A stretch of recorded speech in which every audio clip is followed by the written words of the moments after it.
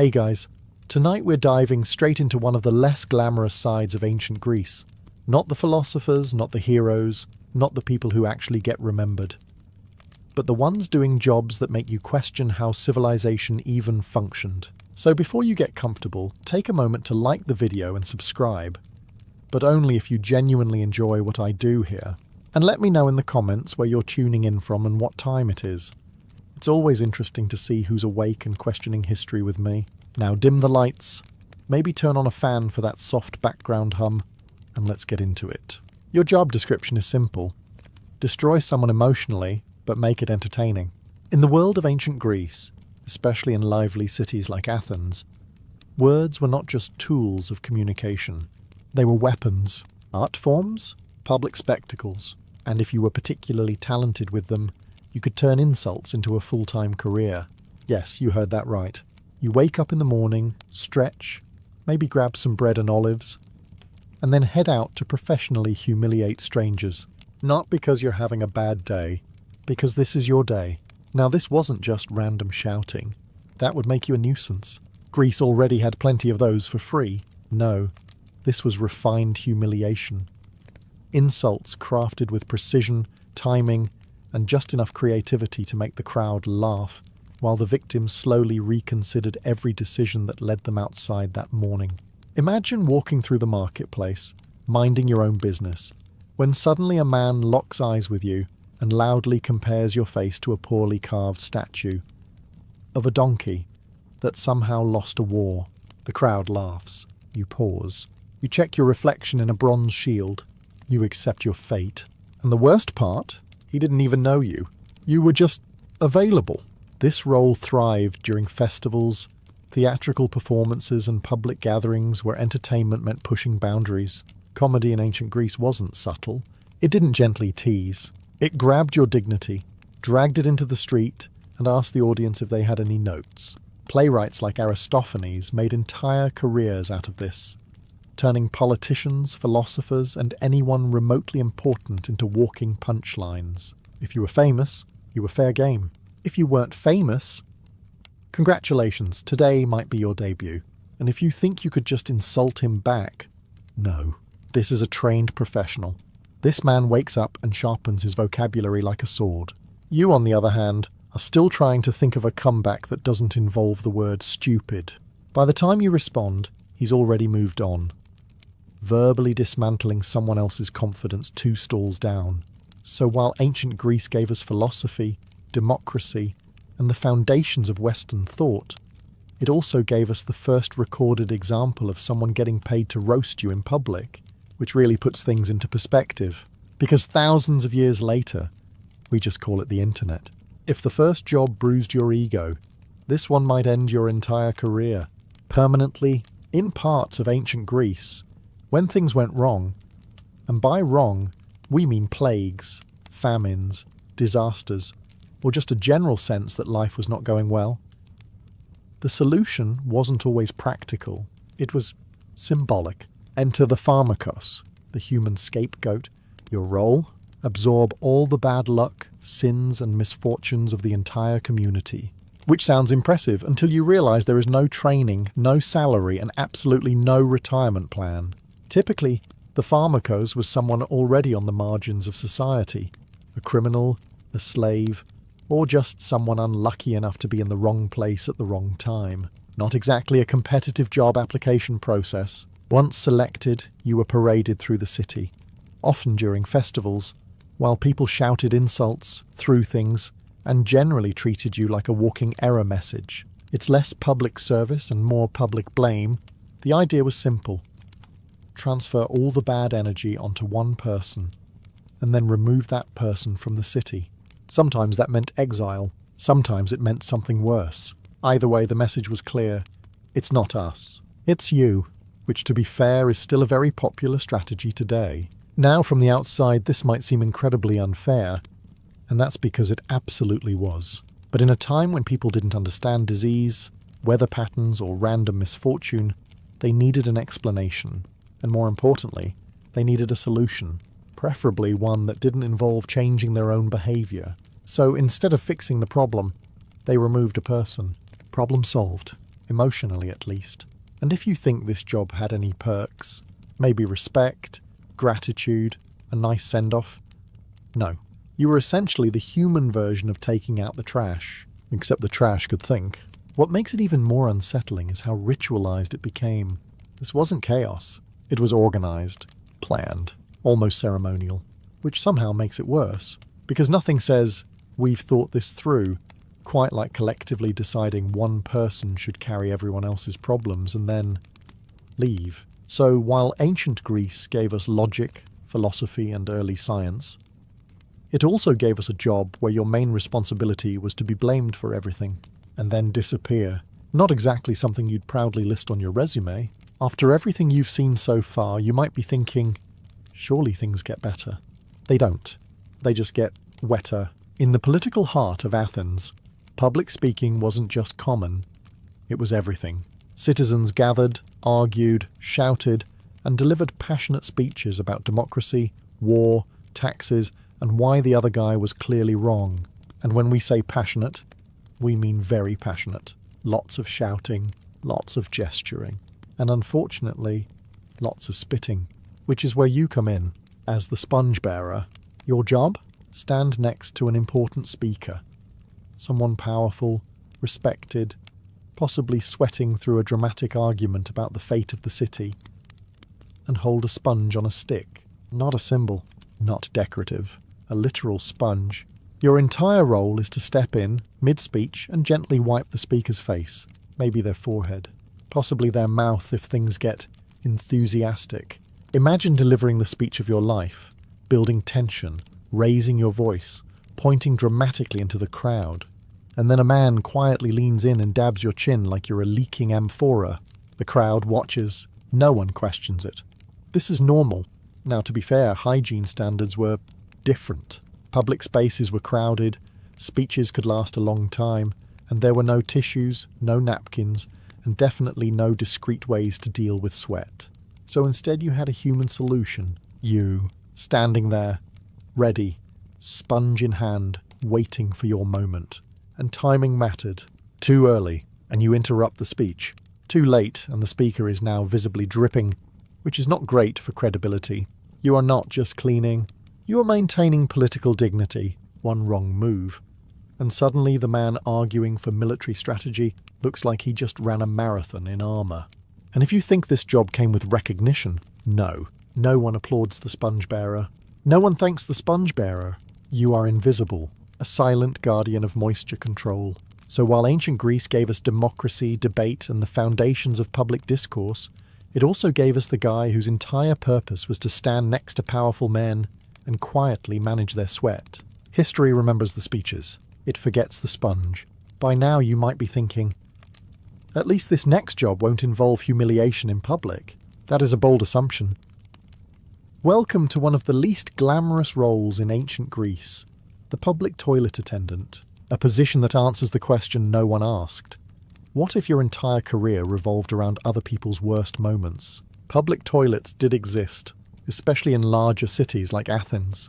But if you're imagining anything even remotely modern, go ahead and lower your expectations significantly.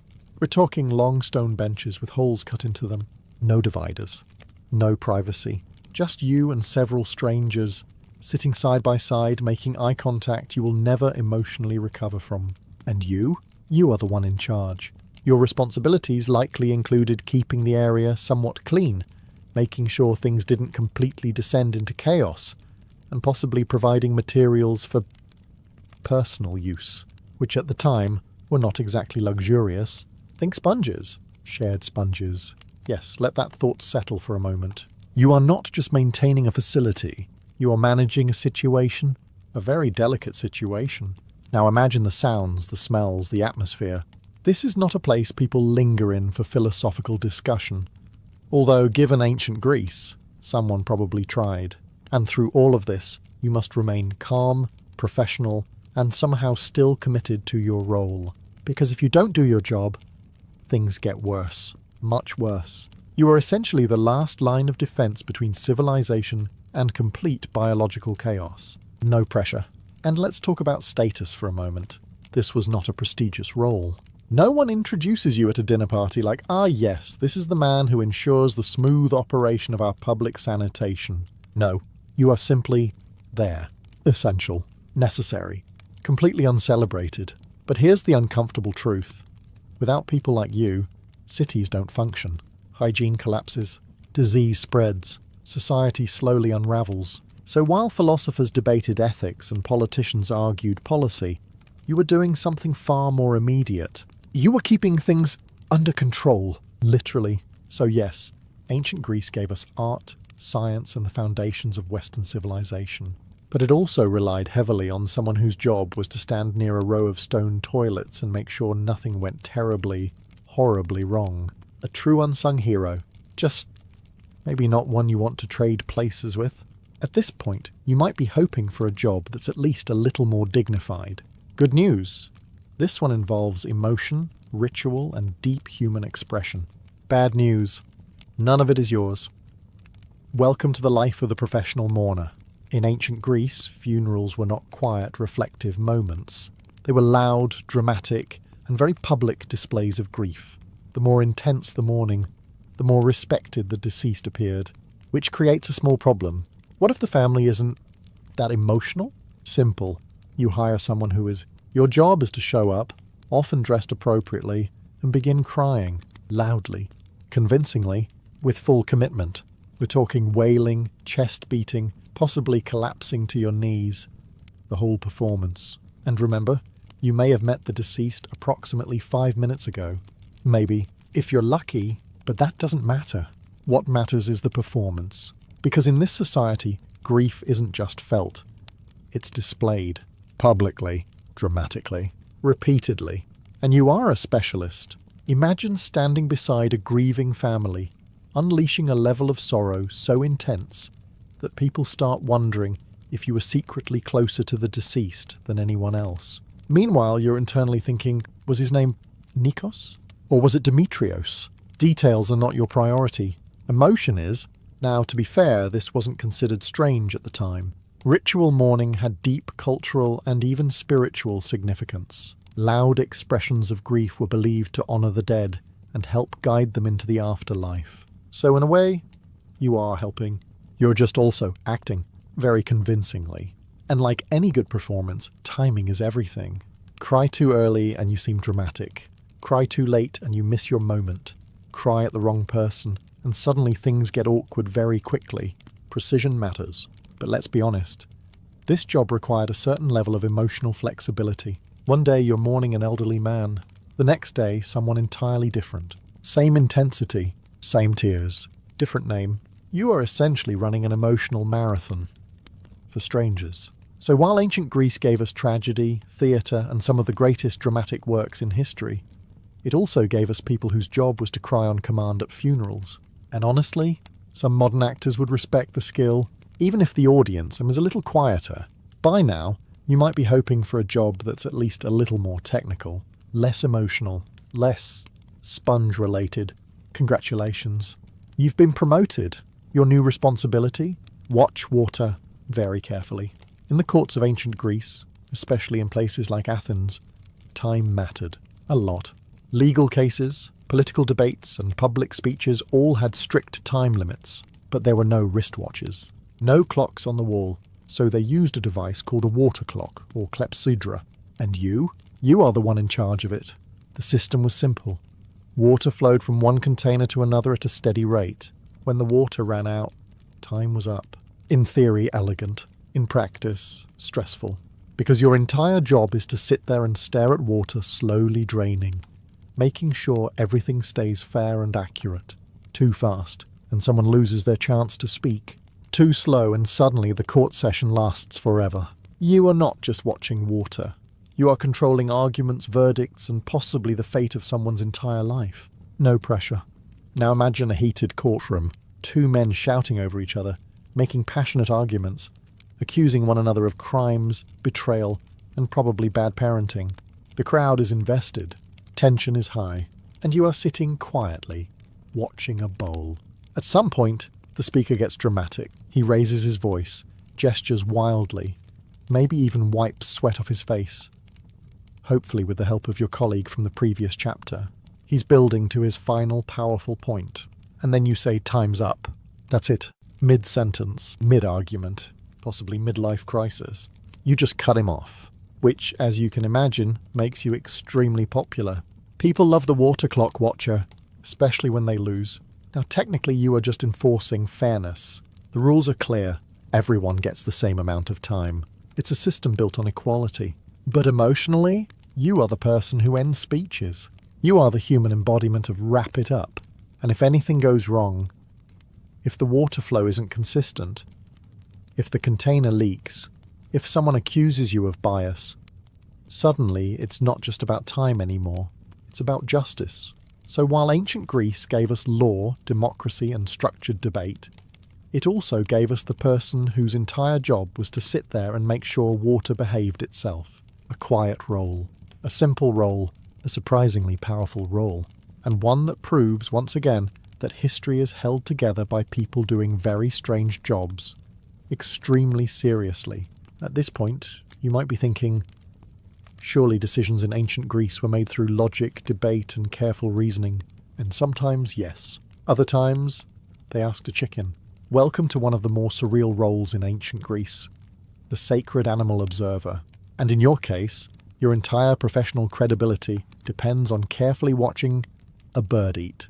Your job is to interpret omens, signs from the gods, messages hidden in everyday behaviour, except instead of studying the stars or reading complex symbols, you are staring at a chicken, waiting to see how enthusiastically it pecks at grain.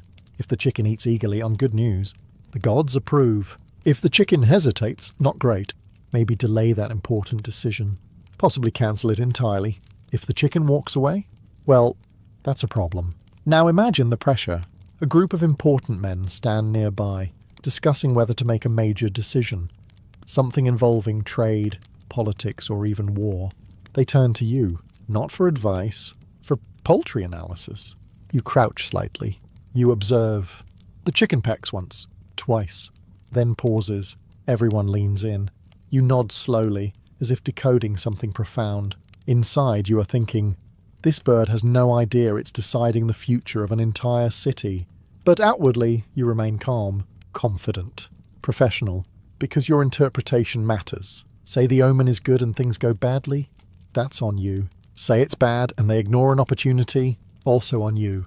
You are essentially translating chicken behaviour into divine will. No training manual, no second opinions, just you, and a very unaware animal. And let's be honest, chickens are not known for consistency. One day they eat like champions. The next day, they stare into the distance, like they've unlocked some existential truth. So your job is not just observation, it's improvisation. Convincing improvisation, because no one wants to hear, "I'm not sure, the chicken seems distracted today." You need certainty, even if the chicken clearly does not. So while ancient Greece gave us philosophy, logic, and early scientific thinking, it also trusted major decisions to someone whose expertise was interpreting the eating habits of a bird, a role that requires patience, confidence, and a very straight face. Because if you start laughing, the whole system falls apart. At last, a job involving health, fitness, and personal care. Unfortunately, it is not your personal care. Welcome to the gymnasium of ancient Greece, where men trained, exercised, wrestled, and proudly displayed their athletic physiques, and where you scrape them. After working out, Greek athletes didn't just shower.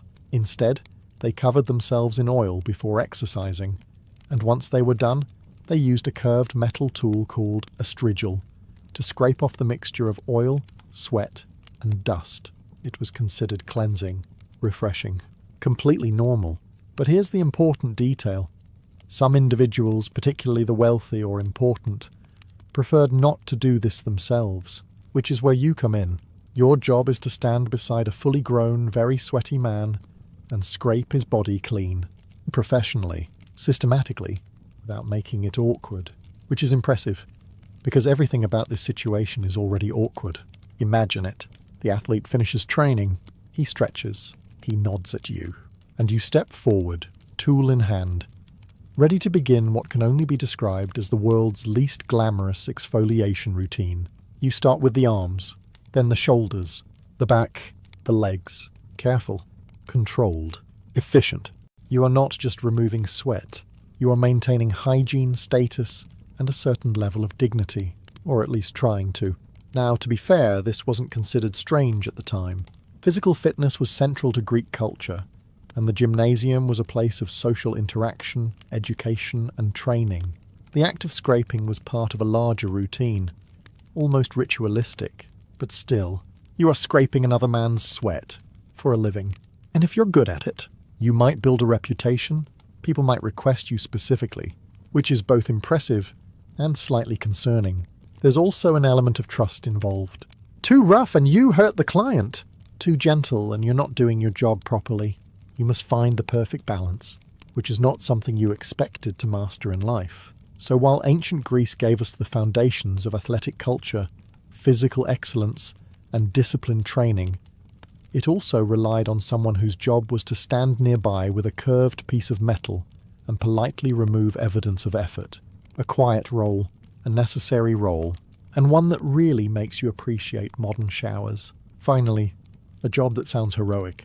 Fire, running, competition, energy. What could possibly go wrong? Welcome to the world of torch races, one of the more exciting public events in ancient Greece. Runners would carry lit torches across distances, often as part of religious festivals, trying to reach the finish line before the flame went out. It sounds impressive. It is impressive, but you are not the runner. You are the person organising it, which means while everyone else enjoys the spectacle, you are quietly managing a situation that involves multiple people sprinting around with open flames through crowded areas. During public celebrations, no pressure. Your responsibilities start long before the race begins. You need to select participants, plan the route, and make sure everything is properly prepared. The torches must be lit at the right time, handed off correctly, and kept burning throughout the race. Because if the flame goes out, the runner is disqualified. And if multiple flames go out, congratulations, you now have a confused crowd and a very awkward ceremony. But let's talk about the real issue here. Fire. You are coordinating an event where failure doesn't just mean losing. It could mean accidentally setting something, or someone, on fire. Clothing, wooden structures, decorative elements, all highly flammable. And yet, here you are, encouraging people to run faster while holding flames. It's less organised sport and more controlled risk. Now imagine the chaos if something goes wrong. A runner trips, a torch drops, a small flame becomes a slightly less small flame. Everyone turns to you, because this was your idea, even if it wasn't. Even if this tradition existed long before you. At this moment, you are responsible. And yet, when everything goes right, when the runners move smoothly, the torches stay lit, and the crowd cheers as the final flame crosses the line, no one thinks about you. They celebrate the winner. They admire the spectacle. You remain behind the scenes, quietly relieved that nothing caught fire. So while ancient Greece gave us athletic competition, public festivals, and traditions that still echo today, it also relied on someone whose job was to coordinate a race involving speed, pressure, and literal fire. A role that requires planning, calmness, and a strong appreciation for things not burning down, which honestly is a skill that never goes out of style. At this point, you might be hoping for a job that's a little more peaceful, something quiet, reflective, maybe involving writing. Good news, this one involves writing. Bad news, you are writing curses. Welcome to the profession of the curse tablet writer, one of the more creatively hostile roles in ancient Greece. When people had problems, business rivalries, romantic betrayals, legal disputes, or just general dislike, they didn't always confront them directly. That would require effort. Instead, they came to you. Your job is to take their frustrations and turn them into carefully worded requests to the gods, asking for very specific misfortunes to happen to someone else. These curses were usually inscribed onto thin sheets of lead, known as diffictiones. The material itself was chosen for a reason. Cold, heavy, and associated with the underworld. So right away, the tone is not exactly cheerful. A typical client might approach you and say something like, "I would like my business competitor to fail, lose all customers, and possibly trip in public." And you, as a professional, nod thoughtfully and begin composing. Not just anything, though. This isn't casual complaining. This is structured, intentional, and often disturbingly detailed. You invoke deities. You specify names. You describe exactly what should happen, sometimes down to the smallest inconvenience. May his deals collapse, his words falter, and his sandals betray him at the worst possible moment. You are not just writing. You are crafting targeted misfortune. Now, once the tablet is complete, it doesn't just sit on a shelf. It is often folded, sometimes pierced with nails, and then placed somewhere meaningful, buried in the ground, thrown into a well, or left in a sacred space. The idea is to deliver the message directly to the gods, or to whatever forces are listening. And you move on to the next client, who probably also has a very specific list of grievances. Now imagine doing this all day, listening to complaints, translating them into formal curses, and maintaining a straight face while someone insists that their neighbour's goat is clearly part of a larger conspiracy. You are not judging, you are writing, professionally. So while ancient Greece gave us literature, poetry, and the foundations of written expression, it also gave us people whose job was to take everyday annoyance and escalate it into supernatural intervention. A role that requires creativity, patience, and a surprising tolerance for pettiness. Because sometimes the greatest dramas in history start with someone being mildly inconvenienced. After dealing with curses and divine complaints, you might be hoping for a job that feels a little more grounded, something practical, something simple. Unfortunately, you are about to walk into a marketplace, and your job is to make it quieter. Welcome to one of the most quietly impossible roles in ancient Greece, the market noise regulator. Markets were the heart of daily life. People shouted to sell goods, argued over prices, called out to friends, debated politics, and occasionally just yelled because someone else was yelling. It was loud, constantly loud, the kind of loud that makes you question your life choices within 5 minutes. And your job? Walk into this chaos and politely ask everyone to lower their voices. Yes, that's the plan. You are essentially a human attempt at volume control in a place designed to ignore volume control. Imagine it. A crowded space filled with merchants aggressively promoting their olives, fish, pottery, and whatever else they're trying to sell. Customers are bargaining like their life depends on saving a few coins. 2 philosophers are arguing about existence near a fruit stand. And then there's you. Please, a bit quieter. No one hears you. You try again, slightly louder this time. Which defeats the purpose, but at least you're committed. Now technically, this role existed for a reason. Excessive noise could disrupt order, cause confusion, and make it harder to conduct business efficiently. So in theory, maintaining some level of control made sense. In practice, you are outnumbered. Severely. And let's not forget, these are not calm, patient individuals. These are people who have been negotiating loudly all day. Asking them to lower their voices is like asking the sea to be less watery. You can try. It will not listen. But still, you walk through the market, doing your duty, reminding people to keep things under control, even as the noise rises again the moment you pass. You are not stopping the chaos. You are gently suggesting that chaos consider being slightly more organized, which it politely ignores. So while ancient Greece gave us trade, commerce, and bustling public life, it also gave us the person whose job was to step into that noise and attempt the impossible, to make people quieter, a role built on optimism, and a complete disregard for reality. After all the noise, chaos, and emotional damage, you might be hoping for a job that is calm, quiet, respectful, something involving art perhaps. Good news. This one involves art. Bad news, you are polishing it. Constantly. Welcome to the life of the statue polisher. In ancient Greece, statues were everywhere. Gods, heroes, athletes, important figures, all immortalized in marble or bronze, standing proudly in public spaces, temples and streets. They were symbols of beauty, power, and perfection. And your job? Make sure they stay that way. At first, this sounds peaceful. You arrive early, cloth in hand, maybe a bit of oil or cleaning material, and begin your work. The air is calm, the streets are quiet, just you and a 12-foot-tall statue of a perfectly sculpted human being, who is, more often than not, completely naked. You start polishing, carefully, respectfully, professionally. You avoid eye contact, not that it matters, but still. Now, statues weren't just decorative, they were important. Some represented gods, meaning they had religious significance. Others honoured athletes or political figures. Keeping them clean wasn't just about appearance. It was about respect, dust, dirt, bird-related incidents. All of it had to be removed by you every day, which means you develop a very close, very detailed understanding of marble surfaces. Every curve, every edge, every feature that the sculptor spent months perfecting. You notice things. You wish you didn't notice things, but it's your job. And while the work itself is repetitive, there's also pressure. Damage a statue, scratch it, or clean it improperly, and you're not just ruining art, you're potentially offending an entire community, or a god, which is not great for job security. And let's not forget the public aspect. These statues are not hidden away. People walk by, they watch, occasionally they judge.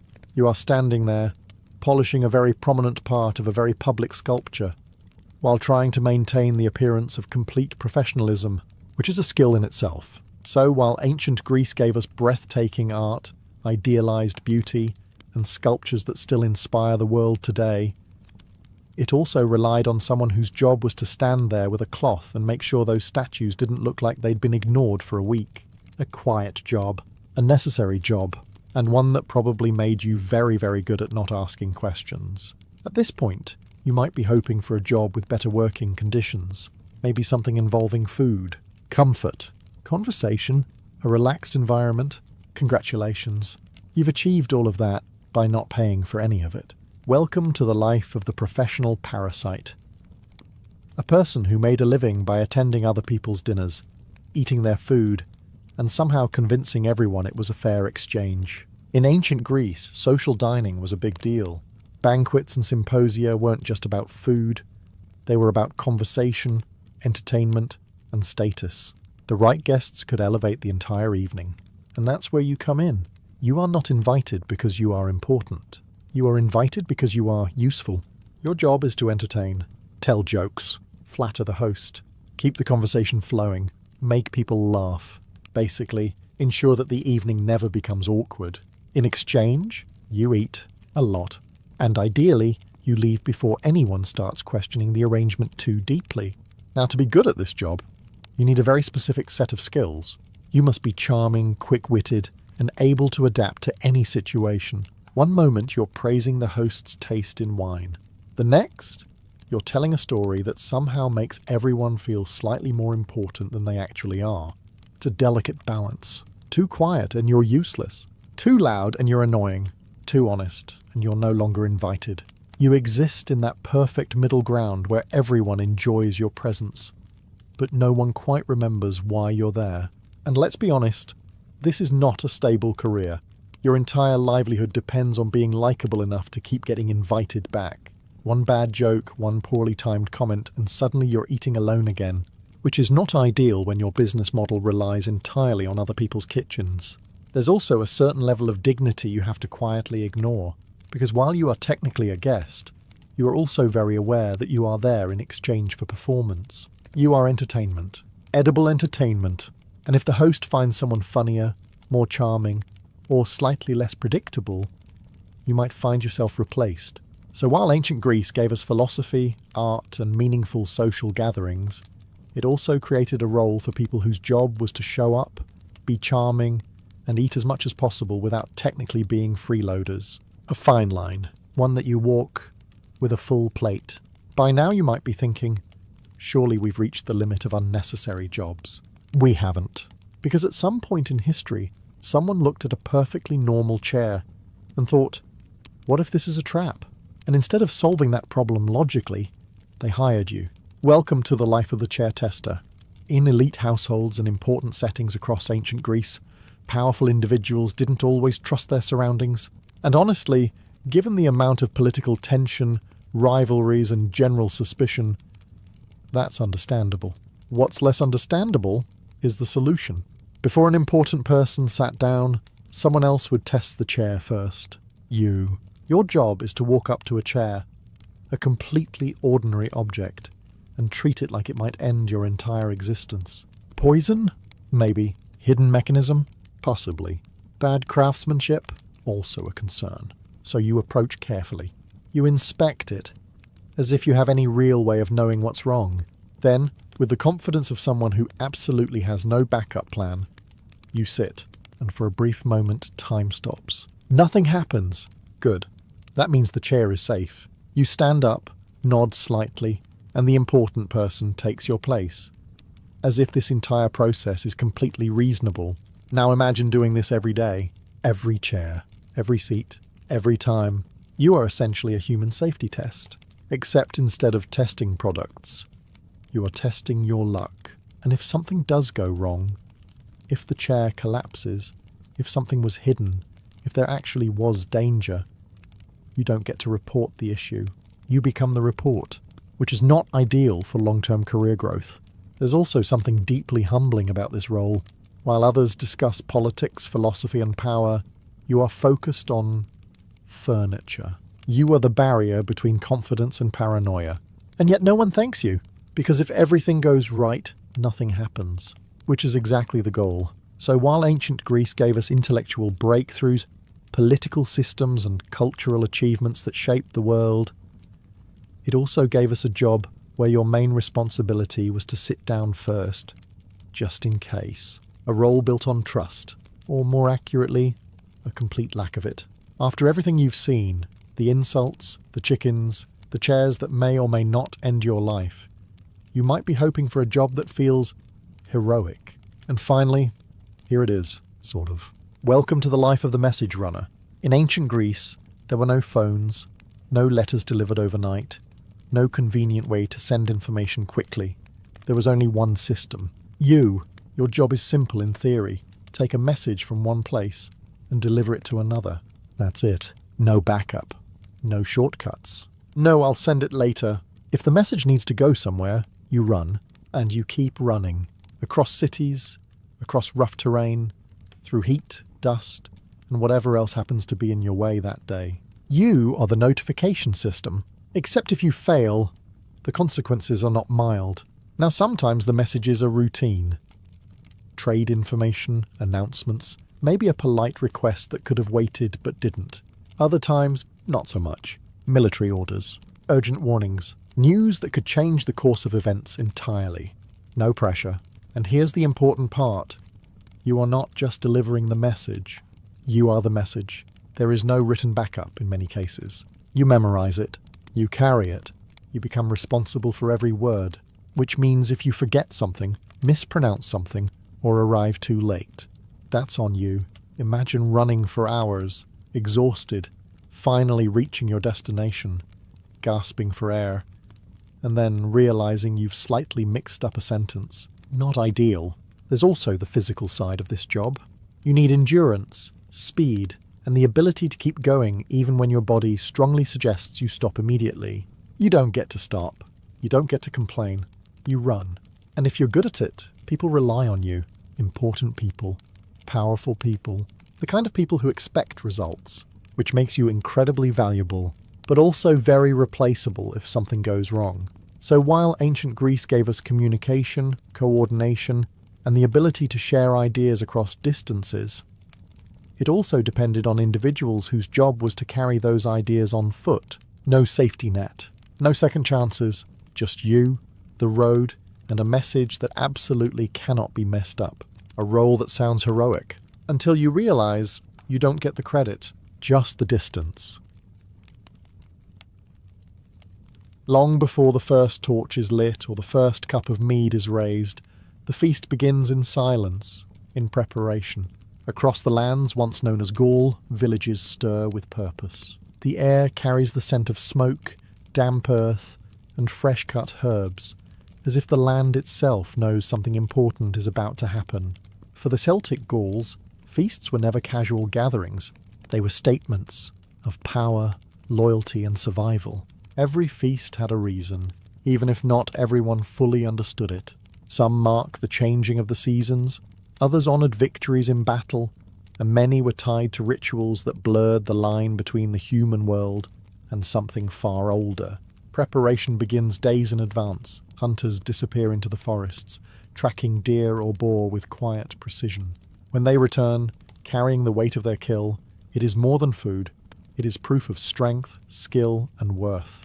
The larger the animal, the louder the unspoken message. Closer to the heart of the village, fires are carefully built, not yet roaring, but waiting. Women grind grain into coarse flour, mix it with water, and prepare simple breads. Herbs are crushed and scattered into stews, while fermented drinks, thick, sour, and strong, are poured into large vessels, ready to dull the senses and loosen tongues. Children watch from the edges, sensing the shift in atmosphere. Even they understand that this is no ordinary night. But beneath the rhythm of preparation lies something more delicate. Hierarchy, because a feast among the Gauls is never equal. Every seat, every portion, every cup is a reflection of status. The strongest warriors expect the finest cuts of meat. Leaders sit closest to the fire. Stories will be told, but not everyone has the right to speak. And so, as the sun begins to fall and shadows stretch across the village, the tension quietly builds. The feast promises celebration, laughter, drink, and unity. But it also carries the risk of pride, rivalry, and insult. Because once the fire is lit, and the meat is carved, what begins as a feast can just as easily become something far more dangerous. As the last light of day fades beyond the hills of Gaul, the village gathers in a slow, deliberate circle. What began as scattered preparation now pulls inward, toward a single point, the fire that has yet to be lit. This moment matters more than the feast itself. Among the Celtic Gauls, fire is not just warmth or light. It is alive. It connects the world of the living with forces unseen, older than memory and far less forgiving. And so it cannot be lit casually. A hush falls. At the centre stands the druid, or sometimes the eldest of the tribe, holding a small ember preserved from a previous sacred flame. This is no ordinary spark. It is continuity. It is the tribe's past, carried into the present. To lose it would be more than an inconvenience. It would feel like breaking a link with the ancestors themselves. The crowd watches closely, not daring to interrupt. The fire is built slowly, carefully. Dry wood is placed in a precise structure, almost ritualistic in its arrangement. Then, with steady hands, the ember is brought forward. For a moment, nothing happens. Just a faint glow in the growing darkness. Then, a flicker. A thin line of smoke rises, curling into the cold evening air. The flame catches, small at first, then stronger. It spreads, feeding on the wood, stretching upward as if reaching for the sky itself. The moment it takes hold, something shifts. The tension breaks, but only slightly. Murmurs ripple through the crowd. Some bow their heads. Others whisper quiet words, offerings spoken under breath. This is not just the start of a feast. It is an invitation to spirits, to ancestors, to whatever watches from beyond the visible world. The fire grows, casting long shadows across faces now glowing in orange light. Every movement becomes sharper, more dramatic, every expression easier to read. And now, with the sacred flame alive, the rules change. This is no longer preparation. This is ritual, because from this point forward, everything that happens, every bite, every drink, every word spoken, is witnessed, not just by those present, but by something far older, sitting just beyond the edge of the firelight. With the sacred fire now alive, its flames rising and cracking into the night, the feast cannot simply begin. Among the Celtic Gauls, nothing is taken before something is given, and so the first offering is prepared. The largest piece of meat, often from the finest animal brought by the hunters, is set aside. It is not for the strongest warrior, nor for the chief. It belongs to something unseen. A silence falls again as the chosen individual, often a druid or respected elder, steps forward toward the fire.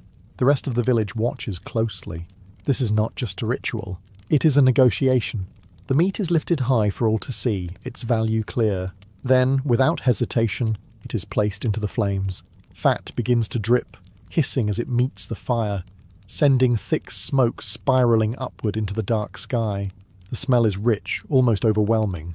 A feast in itself now surrendered. No one speaks, because in this moment the Gauls are not hosts. They are guests.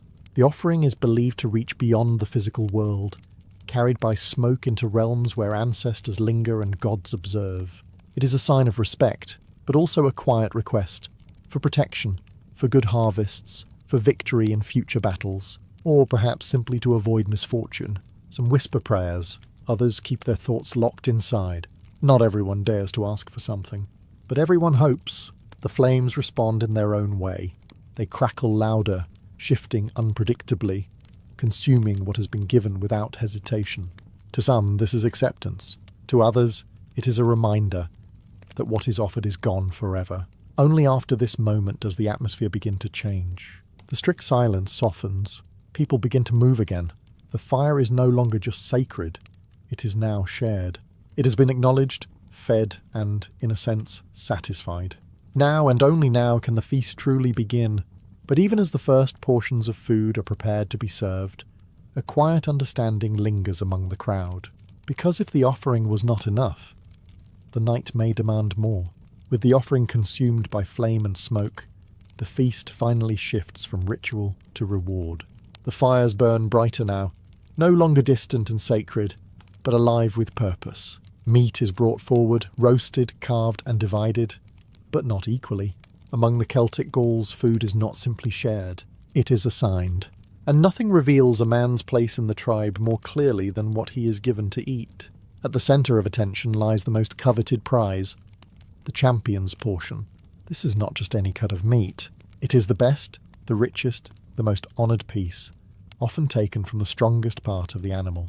It is meant for the greatest warrior present, the one who has proven himself in battle, whose strength is unquestioned, whose reputation carries weight. But here is the problem. Strength is not always agreed upon. As the meat is carved and lifted for all to see, the air tightens once again. Eyes shift. Some glance toward the obvious choice, a seasoned warrior, scarred and respected.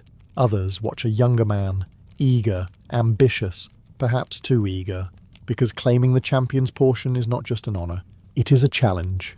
In many feasts across ancient Gaul, disputes over this portion were not uncommon. A man could stand, step forward, and declare himself worthy. And if another disagreed, the argument would not remain verbal for long. Steel could be drawn. The feast, for all its celebration, always carried this edge. It was a place where pride lived dangerously close to violence, where a man's hunger was not just for food, but for recognition. Eventually, the portion is claimed. Whether by agreement, intimidation, or silent acceptance, the chosen warrior takes his place near the fire. He eats first, others follow, each receiving their share based on rank, age, and contribution. The hierarchy becomes visible in every bite. Laughter begins to rise again, mixed with the sound of tearing meat and clashing cups. The tension eases, but it does not disappear. It never truly does. Because while the strongest may eat first, there are always others watching, waiting for the moment when strength can be questioned again. Once the meat has been claimed and the first hunger satisfied, the feast begins to shift again. This time into something looser, louder, and far less controlled. The fire still burns at the centre, but now it is surrounded by movement, voices, and the unmistakable sound of liquid being poured. The drinking has begun. Among the Celtic Gauls, drink is not an afterthought. It is the second half of the feast, just as important as the food itself. Large vessels are brought forward, filled with thick, fermented beverages, ale, mead, sometimes wine acquired through trade with distant cultures. The smell is sharp and sweet, heavy in the air. Cups are not delicate things. They are rough, often carved from wood or shaped from metal, passed from hand to hand without ceremony. But like everything else in the feast, even drinking follows an unspoken order. The first cup goes to the highest-ranking individual, a chief, a war leader, or a figure of authority. He raises it slowly, the firelight catching the surface of the drink, and for a brief moment all eyes are on him.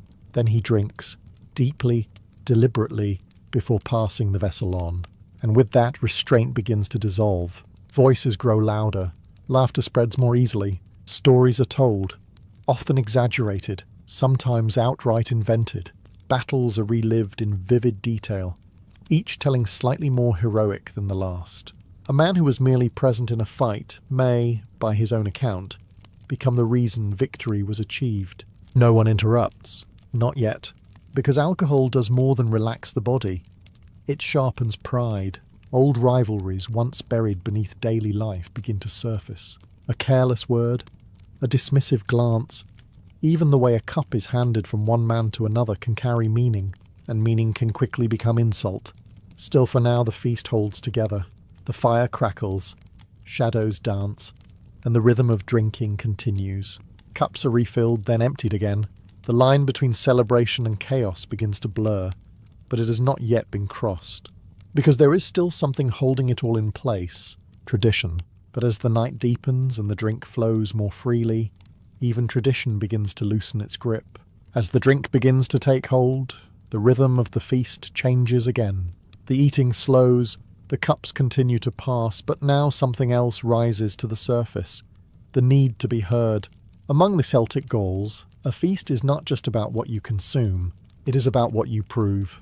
And once the body is satisfied, the mind, or perhaps the ego, demands its turn. The first stories begin carefully. An older warrior speaks, his voice steady, recounting a battle from years ago. He describes the clash of shields, the sound of iron striking iron, the moment when fear nearly took him, and how he overcame it. The others listen. They nod. Some have heard this story before, but that does not matter. Repetition is not weakness here. It is reinforcement.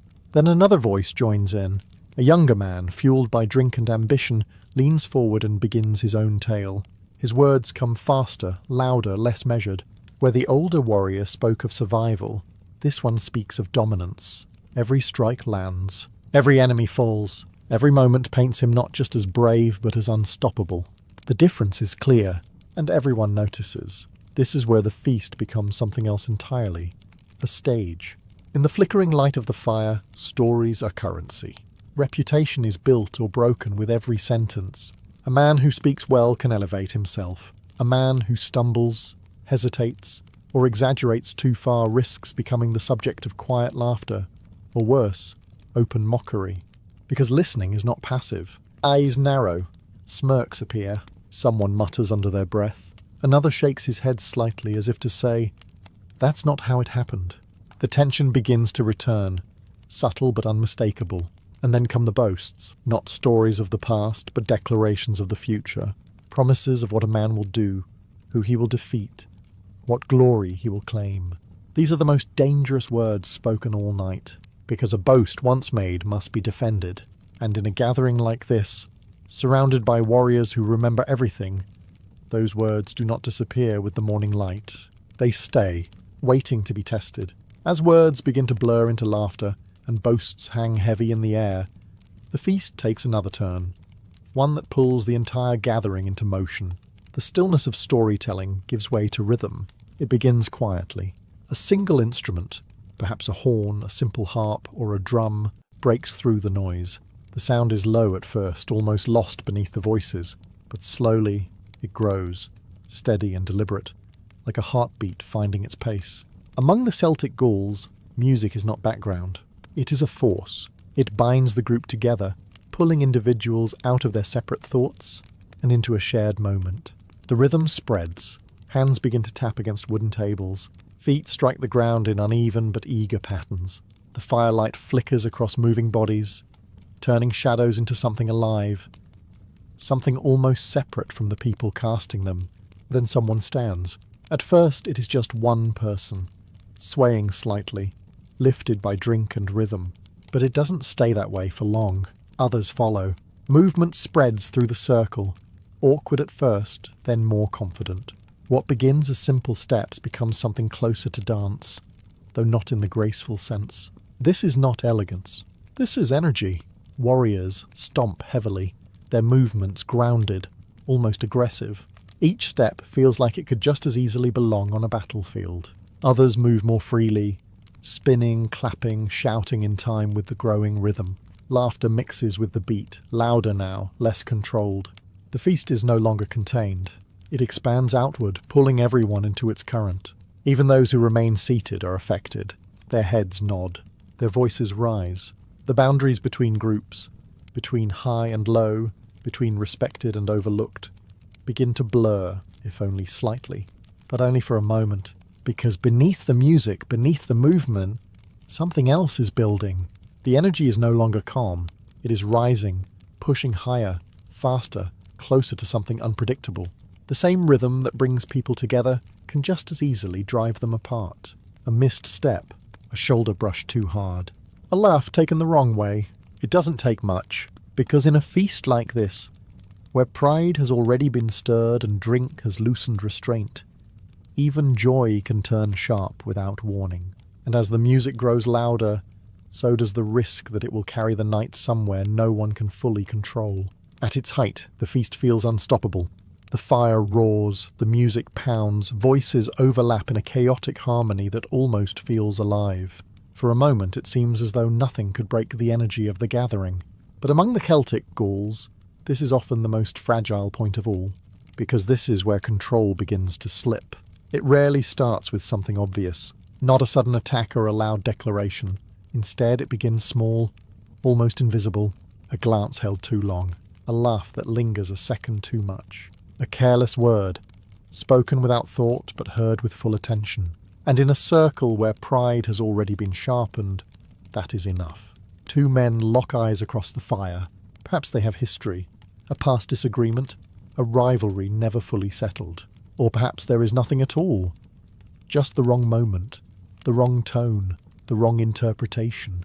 It does not matter. One speaks. The words are not shouted, but they carry weight. A challenge disguised as a comment. The other responds just as quietly, but with an edge that cannot be ignored. The space between them tightens. Around them the feast continues, but not quite the same. Some notice immediately. Conversations soften, movements slow. Others pretend not to see, choosing instead to keep drinking, to keep laughing, as if ignoring it might make it disappear. It never does. The tension grows, stretching like a rope pulled too tight. And then, inevitably, it snaps. A shove. A cup knocked from a hand. Liquid spills into the dirt, dark and wasted. The music falters. The rhythm breaks. Voices rise, no longer in celebration but in warning. What follows can unfold in seconds. Fists strike first, quick and uncontrolled. But in a gathering of warriors, fists are rarely the end. Hands move toward weapons. Knives, blades, anything within reach.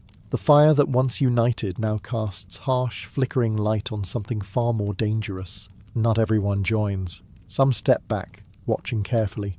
Others move in, not to stop the fight, but to ensure it remains fair, or at least contained.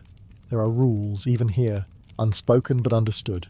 Still, blood may be drawn, and once that happens, the feast is no longer a celebration. It becomes a test of strength, of loyalty, of who truly belongs at the centre of the fire, and who does not. Eventually the fire begins to settle. What once roared high into the night now burns lower, its flame shorter, its crackle softer. The energy that filled the feast, the music, the laughter, the rising tension, has burned itself out, leaving behind something quieter, heavier. The night is not over, but it has changed. Among the Celtic Gauls, the end of a feast is just as important as its beginning, because what remains, when the noise fades and the drink wears off, is truth. Some sit in silence, staring into the glowing embers. Their thoughts are no longer loud. The confidence that came with drink has softened, replaced by reflection, or in some cases, regret. Words spoken too boldly now linger in the mind. Promises made in the heat of the moment feel heavier in the cold light of what comes next. Others do not reflect at all. They lie where they fell, overcome by exhaustion or drink, their breathing slow, their bodies still. Around them, the remains of the feast scatter the ground. Bones stripped of meat, overturned cups, dark stains in the dirt where drink or blood has been spilled. And then there are those who carry marks of the night, a cut across the arm, a bruise forming along the jaw, small reminders of how quickly celebration turned into conflict. These wounds are not hidden. They are seen, acknowledged. In some ways they are proof that a man stood his ground, that he did not back away. But proof comes with consequence. As the fire dims further, a quiet understanding settles over the group. The feast may be ending, but its impact will not. Rivalries sparked or reignited will carry into the days ahead. Boasts will be remembered, and in time, they will be tested. Respect may have been earned or lost. Nothing disappears with the smoke. Somewhere beyond the fading light, the world waits. The same world that demanded strength, loyalty, and survival before the feast ever began. And now, as the last flames flicker and the first hints of dawn approach, each person rises, slowly, quietly, to return to it. Because the feast was never an escape, it was a mirror, and in its fire-lit glow, everyone saw exactly who they were. Long before sushi became a symbol of precision, elegance, and culinary art, it began as something far more practical and far less appealing to modern taste. Its origins do not lie in the refined kitchens of Japan, but much earlier, in the humid regions of Southeast Asia, where survival depended on finding ways to preserve food for as long as possible. Fish, once caught, did not last long. Without salt or preservation, it would spoil quickly, becoming useless within days. For communities that relied heavily on rivers and coastal waters, this was a constant problem. And so, a solution emerged. Simple, effective, and surprisingly strange by today's standards. Fresh fish was cleaned, heavily salted, and then packed tightly into containers of cooked rice. Over time, something remarkable happened. The rice began to ferment, producing lactic acid that slowed down bacterial growth and preserved the fish. This process could take weeks, even months. The longer it sat, the stronger the smell and flavour became. But here is the key detail. The rice was not meant to be eaten. Once the fermentation was complete, the rice, now sour, broken down and pungent, was thrown away. Only the fish remained, preserved and edible, carrying a sharp, intense taste that people came to accept, even appreciate. This early form is known today as narizushi, and it was not created for pleasure. It was created out of necessity. Over time, this method spread, eventually reaching Japan, where it would begin to evolve. At first, the process remained the same. Long fermentation, discarded rice, preserved fish. But gradually something began to change. People started to experiment. The fermentation time was shortened, the flavours became milder, and most importantly, the rice, once considered nothing more than a preservation tool, began to be eaten alongside the fish. What had once been a byproduct became part of the meal itself. This shift may seem small, but it marked a turning point. Because in that moment, sushi stopped being just a method of survival and started becoming something intentional, something crafted. The idea that food could be preserved and enjoyed at the same time began to take hold. And from that quiet transformation, sushi began its long journey, from necessity to tradition, and eventually to art. As the preservation method spread into Japan, something subtle, but important, began to change. What started as a technique to keep fish from spoiling slowly evolved into something people actually wanted to eat, not just tolerate. At first, the process remained long and patient. Fish was still packed into fermented rice and left for months, sometimes even longer. The result was strong, sour, and deeply pungent. This form, known as narizushi, was not for everyone. It demanded a certain acceptance of smell, of texture, of intensity. But over time, people grew used to it. In some regions, they even began to prefer it. Still, the process had a problem. It took too long. Waiting months for food was not always practical, especially as communities grew and demand increased. And so, people began to experiment. Not by abandoning the method, but by speeding it up. The fermentation time was shortened. Instead of letting the rice break down completely, it was allowed to remain partially intact.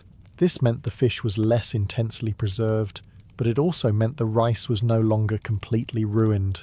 It still carried a sourness, but it was edible. And for the first time, people began to eat both together. This version, often referred to as namanare, represented a transition. It was no longer just about preserving fish. It was about creating a meal. The rice and fish started to complement each other, rather than exist in separate roles. The flavour changed. It became milder, more balanced. The harsh edge of long fermentation softened into something more approachable. The texture improved. The smell became less overwhelming. What had once been a necessity began to resemble something closer to a choice. And with that change, sushi moved one step further away from survival and closer to cuisine. But this transformation did not happen overnight. Some still preferred the older, stronger versions. Others embraced the newer style, appreciating the quicker preparation and more subtle taste. For a time, both existed side by side, reflecting different preferences, different regions, and different ways of thinking about food. Yet the direction was clear. People no longer wanted to wait months. They wanted something faster, fresher, more immediate. And that desire, for speed without losing flavour, would soon push sushi into its next most recognisable form. As tastes began to shift in Japan, patience started to lose its place at the table. The long months of fermentation that once defined sushi no longer matched the pace of everyday life. People wanted something quicker, something that could be prepared and eaten without waiting seasons for it to be ready. And so the transformation accelerated. Instead of relying on time to create that signature sourness, cooks began using something far more immediate: vinegar. By mixing vinegar into freshly cooked rice, they could recreate the tangy flavour of fermentation in a fraction of the time. What once took months could now be achieved in minutes. This was a turning point, because for the first time, sushi no longer depended on preservation at all. It became something fresh, something made to be eaten immediately, not stored away. The rice was no longer breaking down, the fish was no longer aged. Everything was prepared in the present. This new style became known as hayazushi, fast sushi. And with speed came creativity. Rice could now be shaped, pressed, or layered in different ways. Fish could be added fresh, marinated, or lightly cured. Ingredients that had never been part of the old preservation method began to appear. Vegetables, seaweed, even cooked elements started to find their place. Sushi was no longer a single technique. It was becoming a category. Different regions began to develop their own variations. Some preferred pressed sushi, where rice and fish were compacted into molds. Others created layered versions, almost like edible arrangements. The structure changed, the presentation evolved, and the experience became more refined. But something else changed too. Sushi became more social. It was no longer something prepared in advance and eaten quietly. It could be made quickly, shared easily, and enjoyed in the moment. It fit into gatherings, markets, and daily life in a way the old versions never could. Still, even with all this progress, sushi had not yet reached its most iconic form. There was one more step. Because while hayazushi made sushi faster, it was still not quite what people today would recognize. The simplicity, the elegance, the combination of vinegared rice and fresh fish placed together with precision. That moment had not yet arrived. But it was close. And when it did, it would change sushi forever. By the time sushi reached the bustling city of Edo, everything was ready for its final transformation. The city was growing fast, crowded, energetic, and constantly moving. People did not have time to wait for elaborate meals. They needed something quick, satisfying, and easy to eat. And sushi adapted. What had once been a slow, evolving tradition now became street food. Vendors began setting up small stalls along busy roads, near markets, and by the waterfront. Fresh fish was brought in daily from the nearby bay, still glistening, still carrying the scent of the sea. Rice, now seasoned with vinegar, was prepared in batches, ready to be shaped at a moment's notice. This is where nigiri was born. A simple idea, but a powerful one. A small portion of rice pressed by hand, topped with a slice of fish. No long preparation, no complicated structure, just balance. Rice and fish combined in a single bite. Fast, portable, immediate, perfect for a city like Edo. Workers, merchants, and travellers would stop briefly at these stalls, eat a few pieces, and move on. There was no ceremony, no waiting. Sushi was no longer reserved for special occasions or careful preparation. It had become part of daily life. But even in its simplicity, there was skill. The way the rice was shaped, not too tight, not too loose. The way the fish was sliced, clean, precise, just thick enough to complement the rice without overwhelming it. The balance had to be exact. Too much pressure, and the rice would harden. Too little, and it would fall apart. Every movement mattered, and while it looked effortless, it was anything but. Some vendors began to stand out. Their sushi tasted better, their technique sharper, their balance more refined. People would return again and again, not just for the convenience, but for the experience. Without realizing it, sushi had crossed another line. It was no longer just food. It was becoming craft. And in the crowded streets of Edo, surrounded by noise, movement, and constant demand, sushi found its identity. Simple in appearance, but deeply precise in execution, a form that would endure almost unchanged for centuries to come. As sushi settled into the fast-moving streets of Edo, something unexpected began to happen. What started as quick, convenient street food slowly began to demand something more: precision, consistency, and above all, skill. At first glance, nigiri seemed simple: rice pressed by hand, fish placed on top, served in seconds. But simplicity can be deceptive. As competition grew among vendors, small differences began to matter. One stall's rice might be slightly warmer, another's fish slightly fresher. Some vendors handled the rice gently, allowing it to remain soft and airy. Others pressed too hard, turning it dense and heavy. Customers noticed. And in a city where choices were everywhere, those small differences decided who succeeded and who faded away. Technique became everything. The best sushi makers learned to shape rice with just the right pressure, firm enough to hold together, soft enough to melt apart when eaten. They learned how to slice fish in a single, clean motion, preserving its texture and flavour. Even the temperature mattered. Rice could not be too hot, or it would ruin the fish. Not too cold, or it would lose its softness. Every detail counted, and slowly, the role of the sushi vendor began to change. No longer just a seller of quick meals, he became something closer to a craftsman. His stall was still simple, but his work required focus, repetition, and an understanding that went beyond basic preparation. Over time, experience separated the average from the exceptional. Customers began to trust certain hands. They would return to the same vendor, not just for convenience, but for quality. Reputations spread quietly. Through word of mouth, through consistent taste, through the subtle understanding that this person knew what they were doing. At the same time, sushi itself was evolving. Ingredients expanded. Some fish were marinated or lightly cured to enhance flavor. Others were brushed with sauces or paired with small touches like wasabi. These additions were not random. They were deliberate, carefully chosen to bring balance to each piece. And with every small refinement, sushi moved further away from its origins as preserved fish, and deeper into something more refined, something controlled, something practiced. Because by now sushi was no longer just about speed, it was about mastery. As technique sharpened and expectations grew, sushi in Japan began to demand something more than practice. It demanded discipline. What had once been a skill learned through repetition on the street slowly transformed into something deeper, a path. Becoming a sushi master was no longer simple. It began with apprenticeship. Young learners would enter under an experienced chef, not to immediately make sushi, but to observe, clean, and repeat basic tasks for years. They washed rice endlessly, learning how water affected its texture. They prepared fish, understanding how different cuts changed flavor. For a long time, they were not even allowed to touch the final product. This was not punishment. It was training. Because sushi, in its refined form, required more than speed.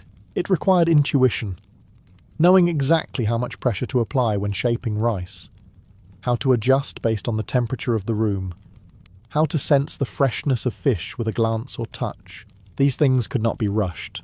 Time, once removed from the preparation of sushi itself, returned in the making of the chef. Years passed before an apprentice could stand behind the counter and serve a customer. And when that moment came, every movement was watched, every detail judged. The role of the sushi maker had changed. He was no longer hidden behind a stall, quickly assembling food for passing customers. He stood in front of them, working in full view. His hands moved with precision, calm and controlled, each piece prepared individually. There was no room for error. Customers did not just eat the sushi. They observed the process. They trusted the chef to choose the best fish, to prepare it correctly, to serve it at the perfect moment. The relationship became personal, almost silent, built on consistency and respect. And with that shift, sushi itself became more than food. It became an experience, a reflection of the chef's skill, discipline, and understanding. Each piece carried his decisions, how it was shaped, how it was cut, how it was served. By now, sushi had travelled far from its origins as preserved fish packed in rice. It had become something precise, something intentional, something that could not be rushed, even in a world that once demanded speed above all else. For centuries, sushi remained closely tied to Japan, shaped by its traditions, its discipline, and its quiet precision.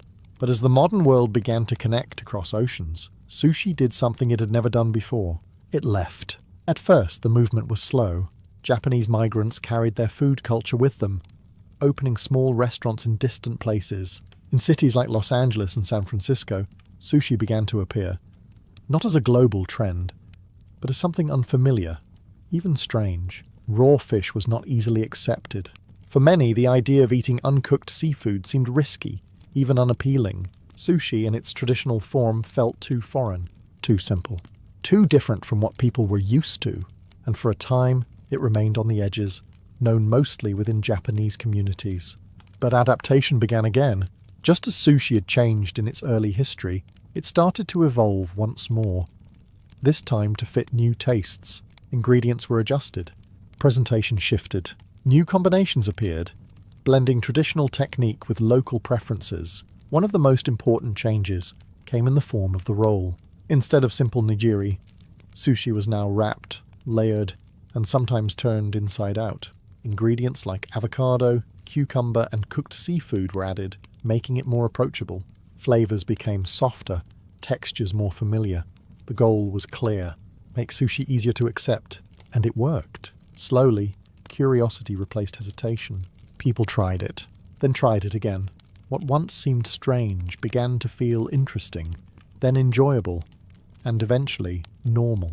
Restaurants expanded, menus grew, sushi moved from niche to mainstream. But with that growth came a question.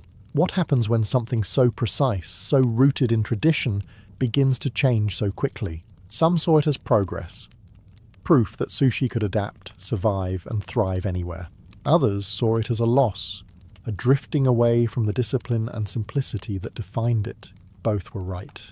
Because as sushi spread across the world, it became something new, not just a Japanese tradition, but a global one, and in that transformation, it gained reach, while quietly risking the loss of the very identity that made it special in the first place. As sushi spread across the world, its identity began to split. On one side stood tradition, rooted deeply in Japan, shaped by discipline, restraint, and centuries of refinement. On the other side stood innovation, bold, experimental, and constantly evolving to match new tastes and cultures, and the gap between them grew. In traditional sushi, every detail has purpose. The rice is seasoned carefully, the fish selected with precision. The balance between the two treated almost like a rule that cannot be broken. Nothing is added without reason.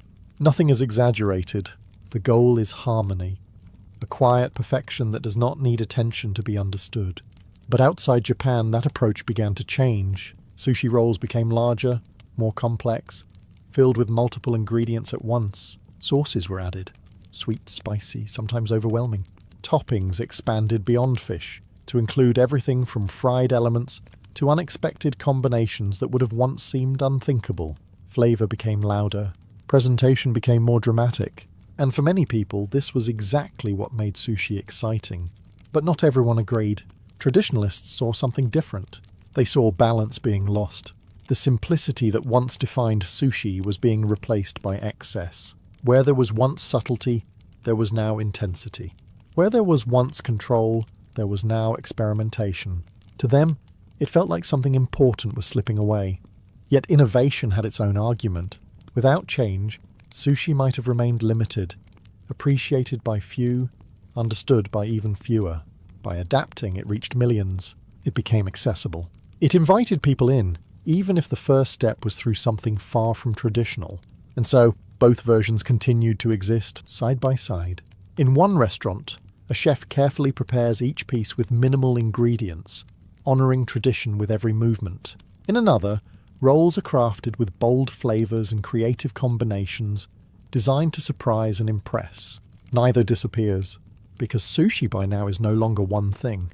It is a spectrum, a balance between what it was and what it is becoming.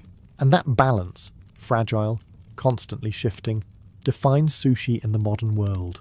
After centuries of change, From preservation to street food, from craft to global phenomenon, sushi has become something more than a dish. It carries layers of history within something that can be eaten in a single bite. In Japan, sushi is still treated with a quiet respect, not because it is complicated, but because it is controlled.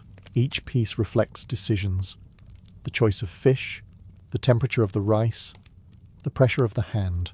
Nothing is accidental. Even the smallest detail is intentional.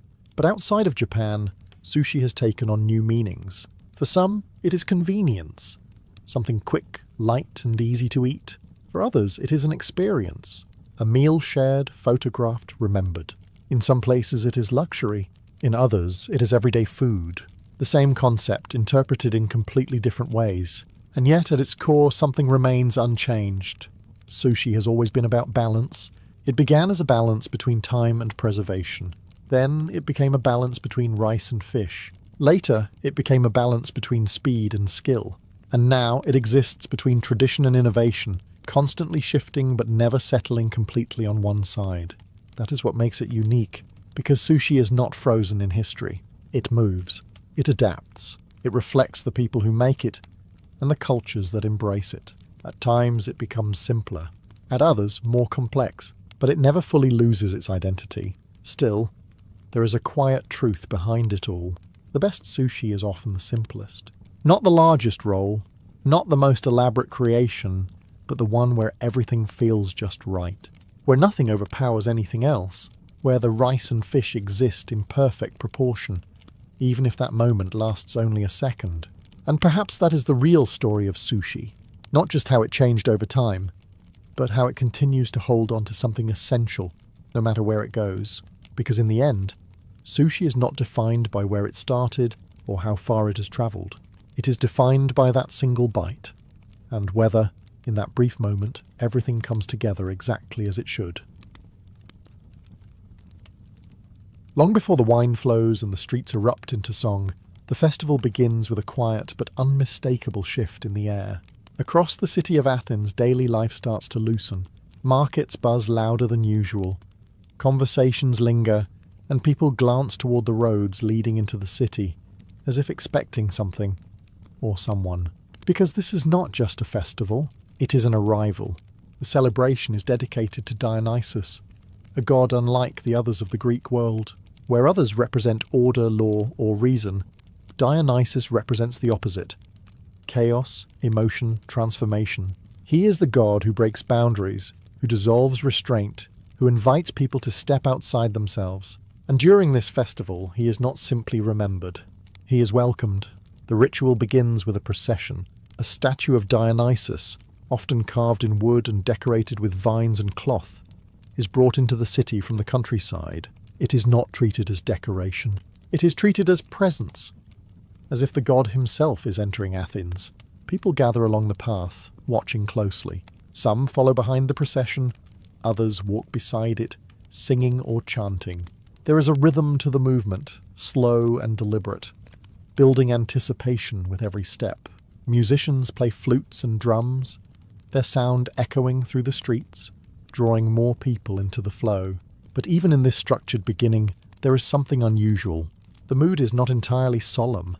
There are smiles, laughter, moments of excitement that would feel out of place in other religious rituals, because Dionysus is not a god of strict reverence.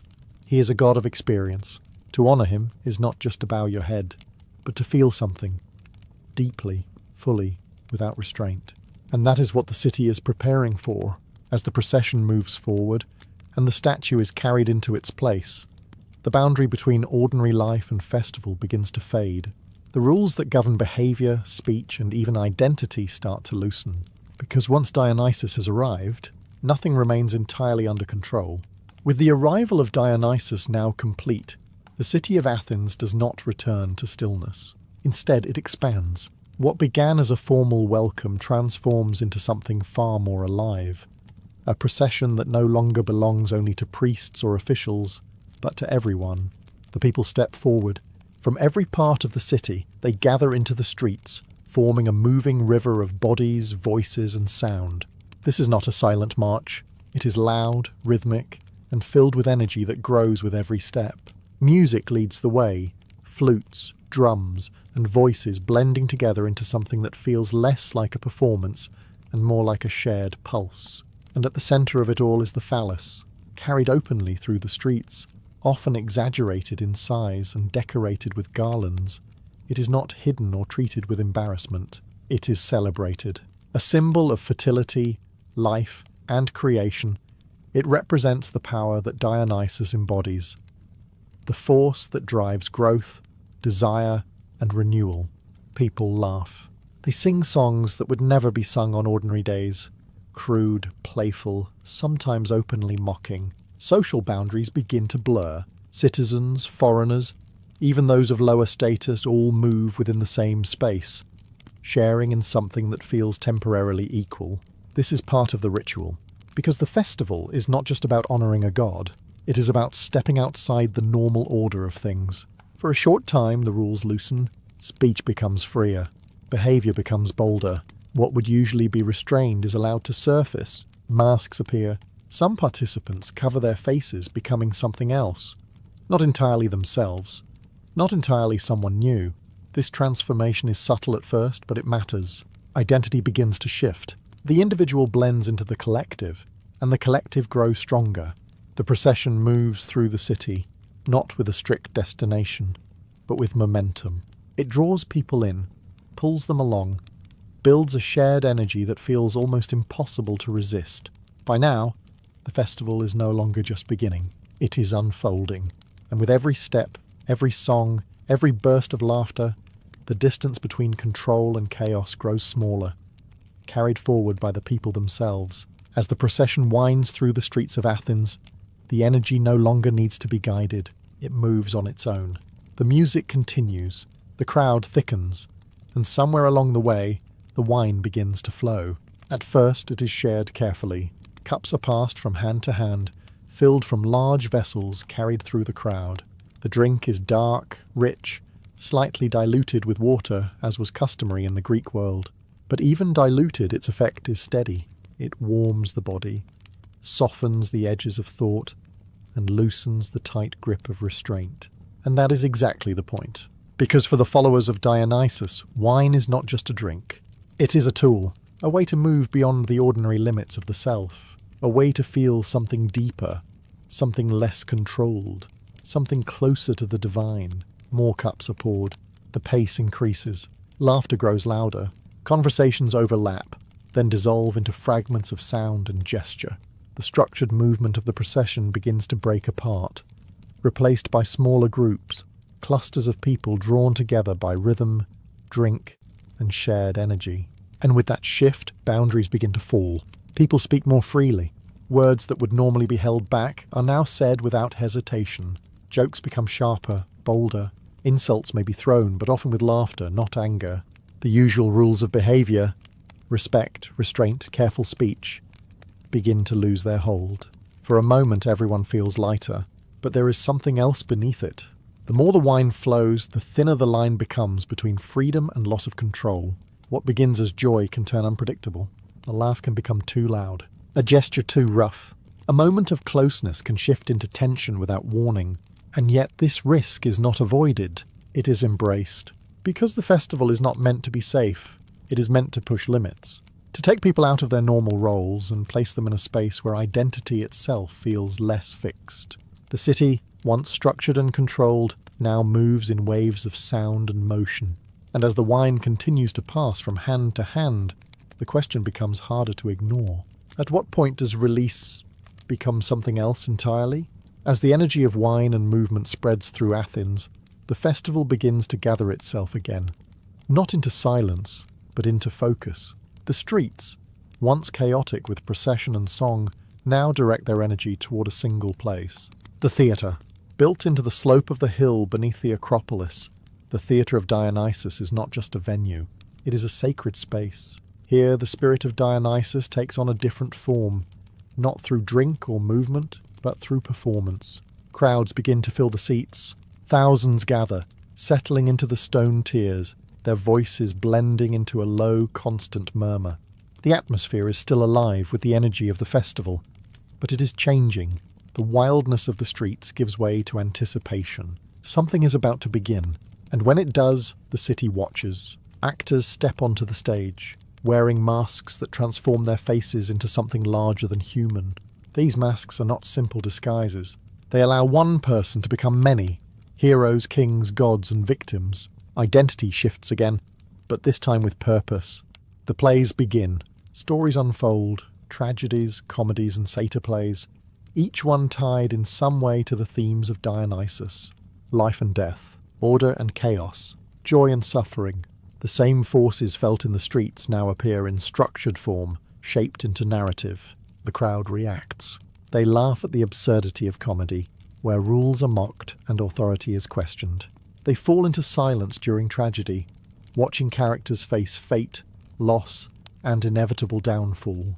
Emotions rise and fall, not randomly, but guided, controlled, experienced together.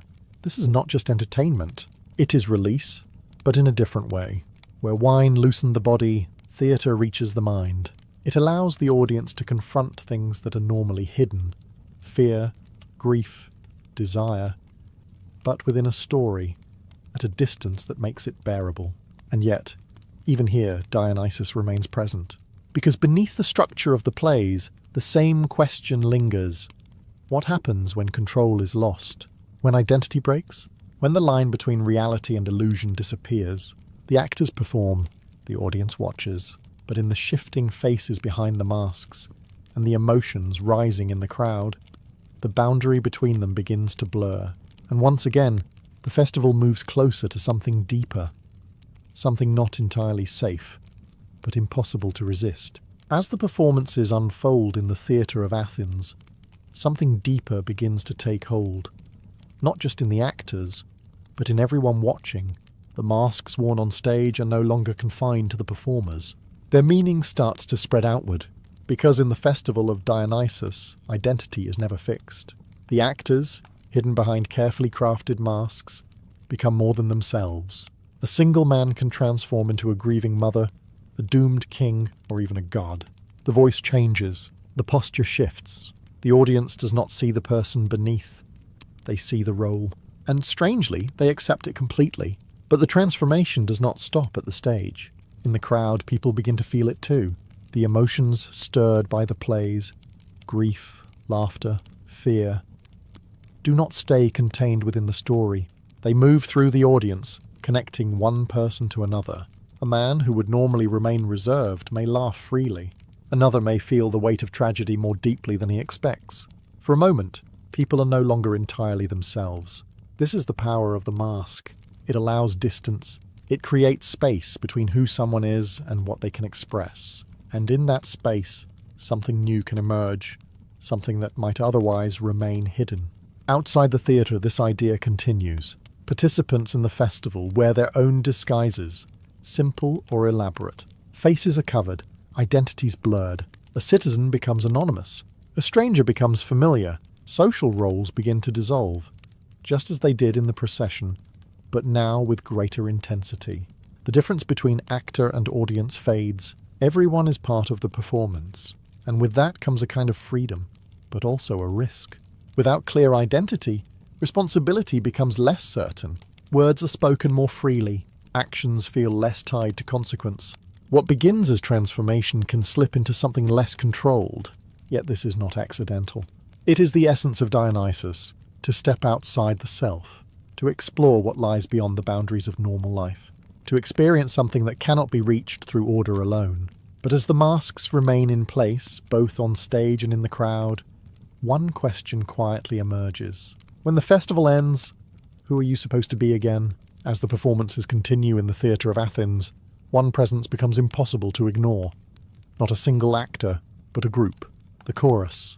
They stand together, moving as one, speaking with a unified voice that rises and falls in rhythm.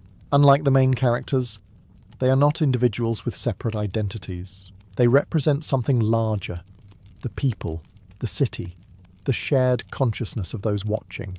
And in a festival dedicated to Dionysus, that matters. Because while the actors tell the story, the chorus feels it.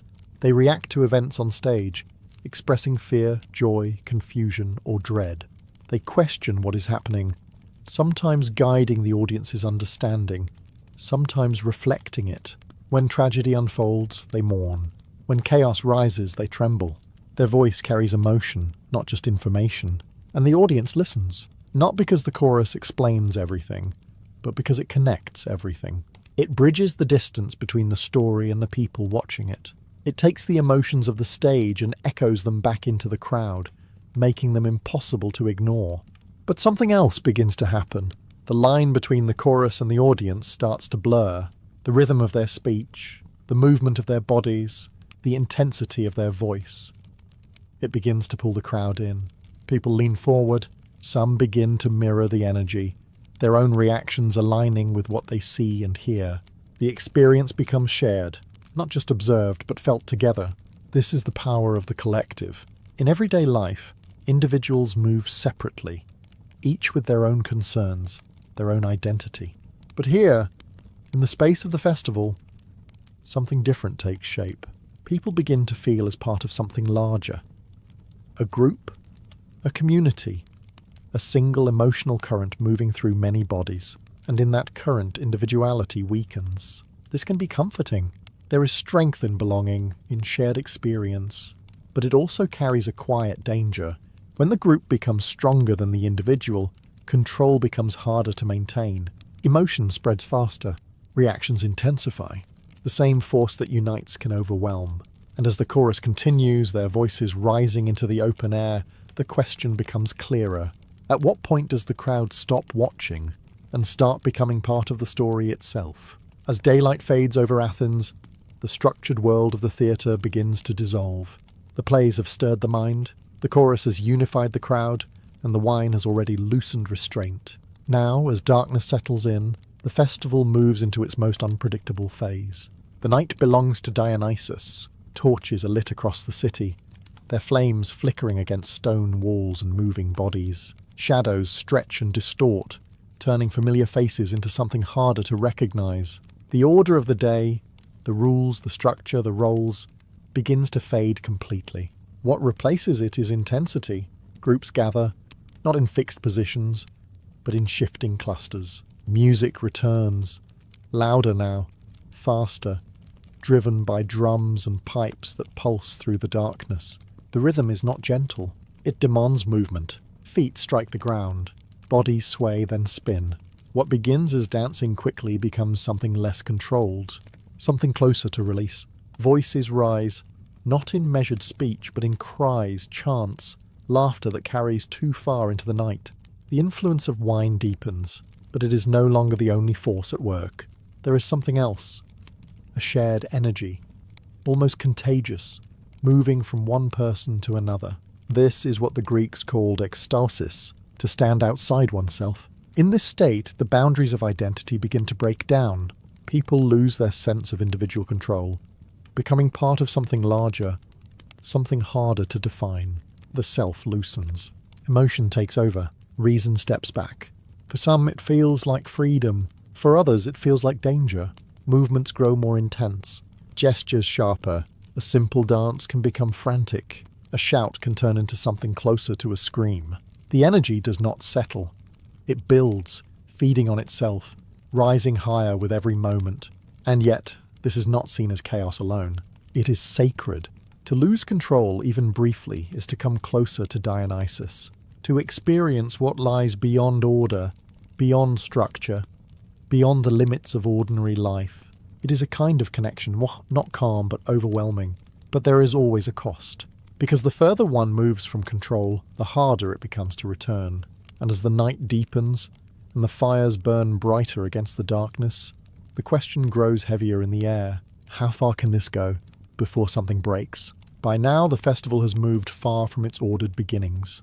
In the torchlit darkness of Athens, the energy no longer feels guided. It feels unleashed. The music pounds without pause.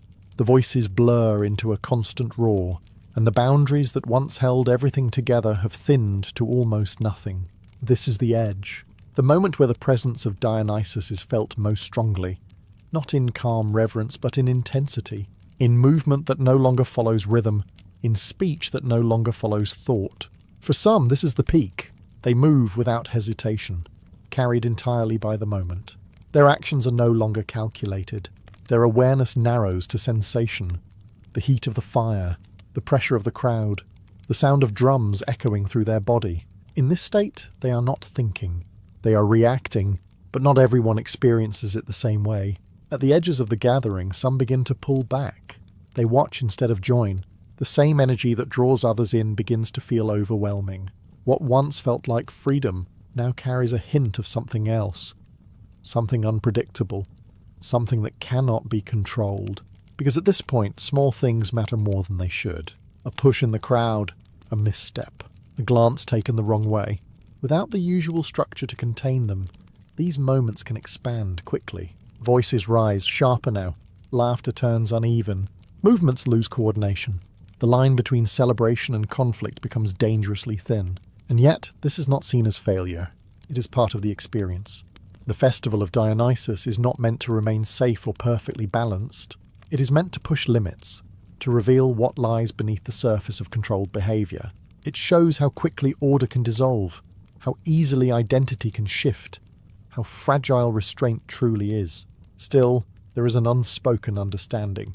The edge must not be crossed completely, because beyond it lies something that cannot be easily undone. And as the night reaches its most intense point, with firelight flickering across faces that no longer look entirely familiar, the question becomes unavoidable. Who decides when it is time to pull back? Eventually the night begins to give way. The fires that once burned high now settle into glowing embers. The music fades, not all at once, but in fragments. A drum slowing, a voice trailing off, a final echo disappearing into the early morning air. Across Athens, the intensity of the festival begins to loosen its grip. Not suddenly, but inevitably. Those who had moved without restraint now slow, their bodies heavy, their movements uncertain. The same energy that carried them through the night begins to drain, leaving behind exhaustion and something quieter. The heightened emotions, once overwhelming, begin to settle into something more distant, more difficult to define, and slowly awareness returns. People begin to notice where they are again. The crowd feels less like a single force and more like individuals standing side by side. Faces become familiar once more. Voices soften. The sense of losing oneself begins to reverse. Identity comes back. This is the final stage of the festival, the return. For all its chaos, the celebration of Dionysus is never meant to be permanent. The loss of control, the breaking of boundaries, the stepping outside of the self, all of it is temporary. It is an experience, not a new state of being, because life must continue. As dawn approaches, the city begins to reassemble itself. Same streets that carried music and movement now grow quieter. People leave in small groups or alone, walking back into the routines they had briefly abandoned. But something has changed, even if it cannot be clearly named. The festival leaves behind traces, not just in memory but in perspective. Those who participated have seen what lies beyond order, even if only for a moment. They have felt what it means to lose control, to be part of something larger, to step outside the boundaries that normally define them. And now they return to those boundaries, not because they are forced to, but because they understand why they exist. The city stands again, structured and controlled. Roles are resumed, behaviour returns to normal. But beneath it all, there is a quiet awareness. That order is not absolute, that it can break. And that, somewhere beneath the surface of everyday life, the spirit of Dionysus is always waiting for the moment it is invited back again.